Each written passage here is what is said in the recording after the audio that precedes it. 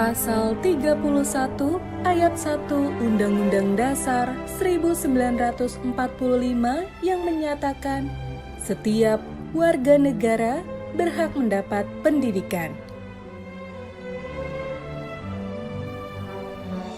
Universitas Pamulang hadir menjawab amanat undang-undang tersebut melalui pendidikan yang layak dan berkualitas serta terjangkau seluruh lapisan masyarakat. Berdiri di provinsi paling barat Pulau Jawa, Universitas Pamulang yang terletak di kota Tangerang Selatan menjadi perguruan tinggi swasta terbesar di Provinsi Banten.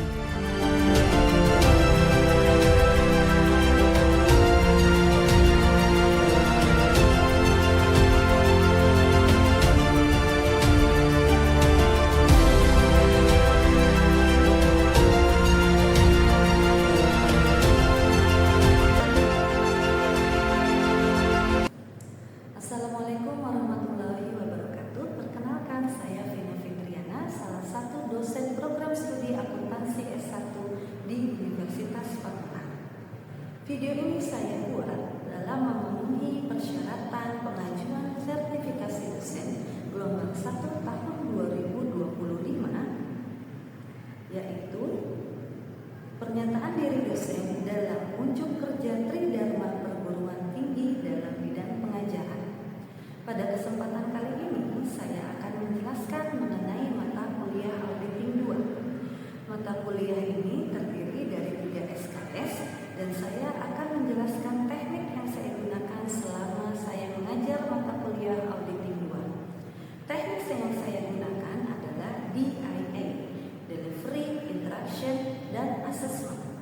Yang pertama, saya akan menjelaskan mengenai delivery. Metode delivery adalah metode yang saya gunakan pada saat saya menyampaikan materi perkuliahan terkait dengan Auditing 2.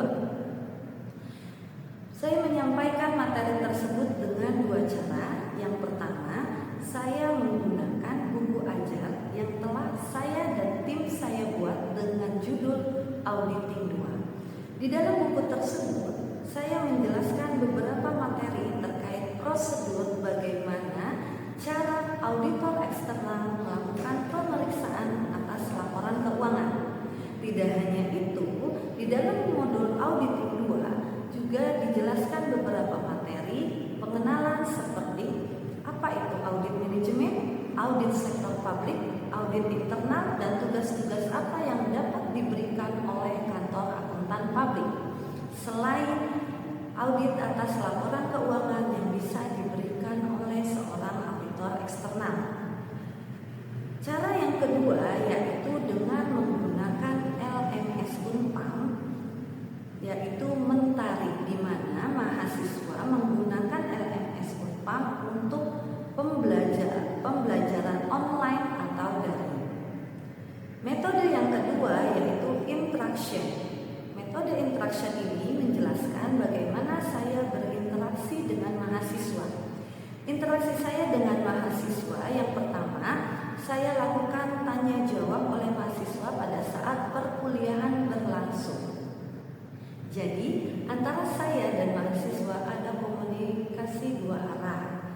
Seperti mahasiswa bertanya terkait dengan materi-materi yang telah saya sampaikan di kelas. Kemudian, saya juga membuat media grup WhatsApp untuk tambahan.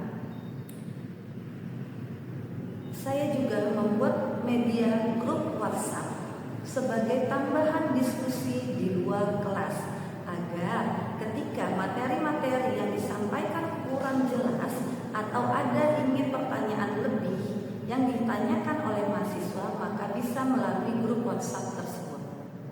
Metode yang ketiga yaitu metode assessment. Metode assessment ini yaitu penilaian. Penilaian yang saya gunakan yang pertama adalah saya memberikan pretest atau latihan soal di awal perkuliahan dimulainya mata kuliah Auditing 2 agar saya dapat mengetahui sejauh mana mahasiswa mengetahui teori atau materi terkait dengan mata kuliah Auditing 2 sebelum dimulainya pembelajaran mata kuliah Auditing 2. Kemudian saya juga menyampaikan aspek-aspek penilaian seperti aspek kehadiran, aspek tugas kelompok, aspek tugas individu, nilai UTS dan nilai UAS. Seperti dengan proporsi penilaian kehadiran 10%, nilai tugas 10%, nilai kelompok 10%, nilai UTS 30% dan nilai UAS 40%. Hal ini saya lakukan sehingga mahasiswa tahu dari awal bagaimana strategi yang tepat untuk mengikuti perkuliahan mata kuliah Auditing 2 sehingga dapat nilai yang memuaskan untuk mereka. Berikut saya tampilkan video pembelajaran saya selama di kelas. Assalamualaikum warahmatullahi wabarakatuh. Waalaikumsalam warahmatullahi wabarakatuh. Teman-teman, sebelum dimulai hari ini ada baiknya kita berdoa menurut agama dan kepercayaan masing-masing. Berdoa dimulai.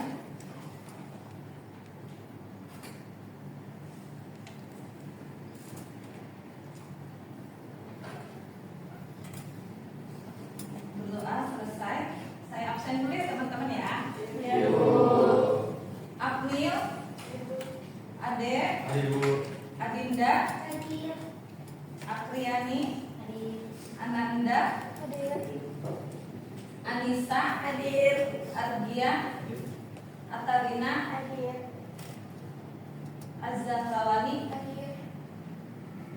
Hairunisa, Diana, Dimas, Dipa, Dia, Elsa, Erlianti, Sisko, Indri, Jasmine, Jelita, Maria, Maya, Mutia, Muhammad Dafa, Nardo, Naila, Novia, Nur Kumala, Reza, Risha, Vivi, Yahya, Justina. Hari ini hadir semua ya teman-teman ya. Baik, pada pertemuan selanjutnya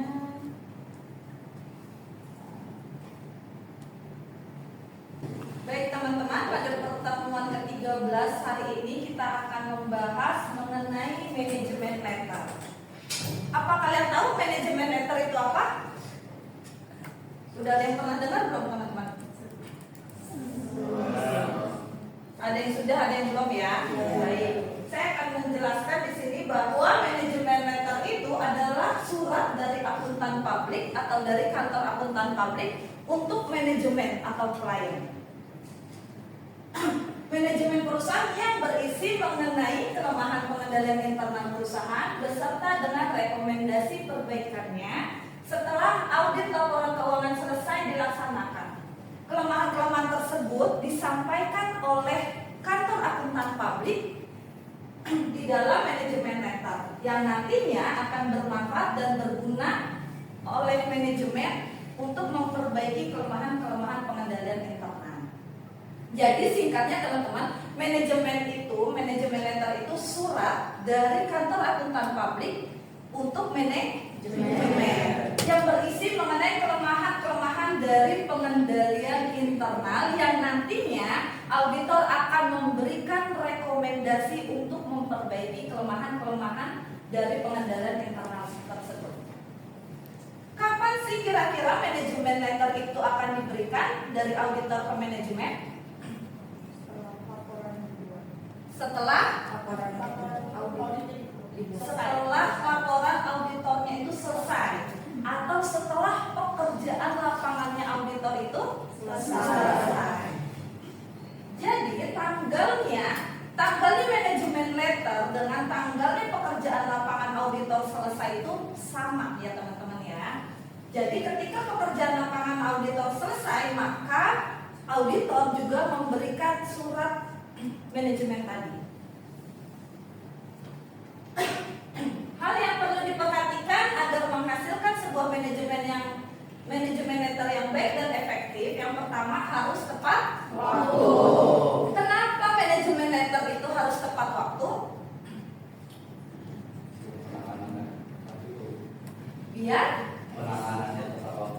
Biar penanganan dari kelemahan pengendalian internal itu juga tepat waktu, bermanfaat dan dapat diterapkan. Jadi diharapkan manajemen letter itu diserahkan dapat memberikan manfaat untuk manajemen perusahaan. Mengapa bermanfaat? Karena di dalam manajemen letter isinya adalah pengungkapan atas kelemahan-kelemahan dari pengendalian internal yang diharapkan nantinya bisa memberikan saran perbaikan. Terus tidak ada unsur yang mengejutkan. Maksudnya di dalam surat manajemen letter itu si manajemen itu tidak ada sesuatu yang dia tidak tahu sebelumnya atau dia tidak bisa menerapkan dari rekomendasi yang diberikan oleh auditor. Bahasa yang digunakan menggunakan bahasa yang baik, sopan, bijak, dan tidak menyinggung perasaan. Jadi harus menggunakan bahasa yang baik, yang formal, yang bisa diterima oleh manajemen. Yang kedua itu, mohon maaf, yang kelima itu berurutan. Jadi susunannya itu harus berurutan, teman-teman. Dari temuannya dulu disampaikan, temuan-temuan yang telah dilakukan pemeriksaan oleh auditor selama proses pengujian pengendalian. Setelah itu akibat karena temuan tersebut ada, selanjutnya ada sebabnya yang menyebabkan adanya temuan tersebut, selanjutnya saran atau rekomendasi yang diberikan oleh auditor terkait dengan temuannya, baru di bawahnya adalah tindak lanjut. Dan susunan manajemen letter itu harus disampaikan berdasarkan urutan-urutan pada laporan keuangan. Ya, misalnya di dalam laporan keuangan yang pertama ada laporan posisi keuangan. Di dalam laporan posisi keuangan ada apa, teman-teman? Aset. Nah, jika ada temuan terkait aset, maka aset yang ditampilkan terlebih dahulu. Jadi urutannya itu sesuai dengan posisi dari laporan posisi keuangan. Saran yang sesuai, maksudnya adalah saran yang sesuai dengan temuan hasil dari pengujian pengendalian. Ucapan terima kasih kepada manajemen perusahaan. Selanjutnya, manajemen letter tidak hanya bermanfaat untuk perusahaan, namun juga untuk AP. AP itu auditor publiknya ya teman-teman ya. Terus untuk KAP dan untuk perusahaannya itu sendiri. Untuk perusahaan yang pertama, dia akan memperoleh atau mendapatkan saran dan rekomendasi atas kelemahan dari pengendalian internal yang terjadi sehingga dapat meminimalisir terjadinya resiko kecurangan. Yang kedua, untuk AP dan KAP-nya untuk apa sih? Apakah memiliki manfaat manajemen letter itu? Pasti manajemen letter itu memiliki manfaat untuk AP-nya dan KAP-nya itu sendiri. Yang pertama, untuk menambah testimoni yang baik bagi AP dan KAP. Jika hasil audit dan saran-saran yang diberikan bermanfaat untuk perusahaan, klien akan merasa puas, sehingga kalau kliennya sudah puas, sehingga dia akan memberikan rekomendasi kepada perusahaan-perusahaan yang lainnya. Untuk tim auditor, kesempatan untuk mempelajari dan mengevaluasi pengendalian internal perusahaan. Jadi tim auditornya itu yang melakukan pekerjaan lapangan ketika melakukan pengujian pengendalian. Tim auditornya ini yang mengumpulkan informasi-informasi terkait pemeriksaan. Selanjutnya, bagaimana sih atau siapa sih yang bertanggung jawab atas manajemen letter tersebut? Yang pertama, itu ada junior auditor atau asisten auditor. Junior auditor atau asisten auditor itu memiliki fungsi atau tugas yang pertama dia mengumpulkan data terkait dengan pengendalian internal klien. Auditor yang menghadapi klien secara langsung harus mempelajari serta mengevaluasi pengendalian internal perusahaan, apakah sudah baik atau terdapat kelemahan. Yang kedua, data dan informasi yang dikumpulkan didokumentasikan sebagai bukti pendukung dalam working paper atau kertas kerja pemeriksaan untuk direview dan ditelaah lebih dalam oleh senior auditor. Jadi si junior auditor ini atau asisten auditor ini dia memiliki fungsi atau tugas yang pertama dia mengumpulkan, menghimpun bukti-bukti atau dia yang melakukan pemeriksaan di perusahaan klien atau manajemen. Setelah dia melakukan pemeriksaan, mengumpulkan bukti-bukti dan informasi, maka dia mendokumentasikan semua buktinya atau hasil pemeriksaannya itu di dalam working paper atau kertas kerja. Itu adalah tugas dari si junior auditor. Senior auditor atau ketua tim, karena biasanya di dalam tim auditor itu ada ketua tim dan ada junior, ya teman-teman ya. Nah di senior auditor ini apa? Dia memiliki tugas apa dalam manajemen letter? Yang pertama dia mereview kertas kerja pemeriksaan yang dibuat oleh junior auditor dan bukti-bukti terkait dengan kelemahan pengendalian internal yang terjadi di perusahaan. Jadi setelah dihimpun, dikumpulkan di dalam, didokumentasikan di dalam kertas kerja atau working paper, maka nantinya oleh si senior auditor akan direview, akan dinilai bagaimana pemeriksaan tersebut dan buktinya apakah sudah kompeten, sudah relevan, seperti itu. Yang kedua, mengorganisir temuan-temuan kelemahan pengendalian internal untuk dimasukkan ke dalam manajemen letter. Jadi fungsinya si senior auditor itu menghimpun, mengumpulkan mana-mana saja yang akan nantinya dimasukkan atau disampaikan di dalam manajemen letter. Konsep manajemen letter yang sudah disusun didiskusikan dan divisi lain dalam KAP untuk mendapatkan komentar terkait isu perpajakan maupun sistem informasi akuntansi. Jadi setelah diorganisir, dikumpulkan, dihimpun teman-teman yang akan dimasukkan di dalam manajemen letter, selanjutnya didiskusikan oleh divisi-divisi terkait. Menyerahkan konsep manajemen letter kepada supervisor untuk direview lebih lanjut. Setelah direview oleh supervisor, senior auditor melakukan perbaikan yang diperlukan atas arahan dari supervisor. Jadi setelah didiskusikan dengan para divisi yang terkait, maka si senior auditor itu membuat konsep dari manajemen letter. Setelah membuat konsep, senior auditor itu melanjutkan untuk direview ke supervisor apakah konsep dari manajemen letter yang telah mereka buat sudah benar atau belum. Jadi kalau ringkasnya, senior auditor itu memiliki fungsi atas manajemen letter, yaitu yang pertama dia mereview kertas kerja pemeriksaan yang telah dibuat oleh junior auditor. Setelah direview, dia menghimpun, mengorganisir temuan-temuan yang nantinya akan disampaikan di dalam manajemen letter.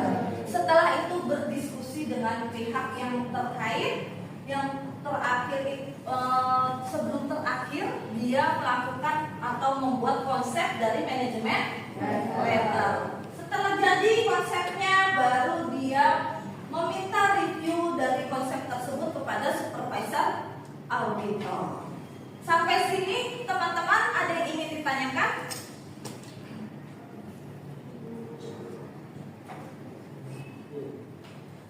Ada yang ingin ditanyakan? Ya, Dimas silakan. Misal kalau emang sistem pengendalian internalnya itu nggak ada kelemahan, sistem manajemen letter ini bakal tetap dibuat. Jika tidak ada kelemahan, biasanya ya Dimas ya ada saja. Tapi kalau memang tidak ada, memang memberikan saran-saran rekomendasi atas evaluasi untuk evaluasi dari pengendalian internal. Tapi ada saja memang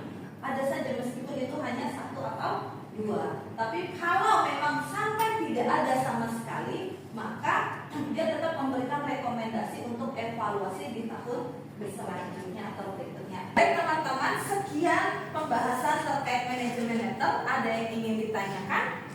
Cukup. Sudah cukup ya. Baik, jika sudah cukup atau sudah tidak ada yang ingin ditanyakan kembali, saya tutup pertemuan kali ini dengan bacaan Alhamdulillahirabbil alamin. Terima kasih. Wassalamualaikum warahmatullahi wabarakatuh. Waalaikumsalam.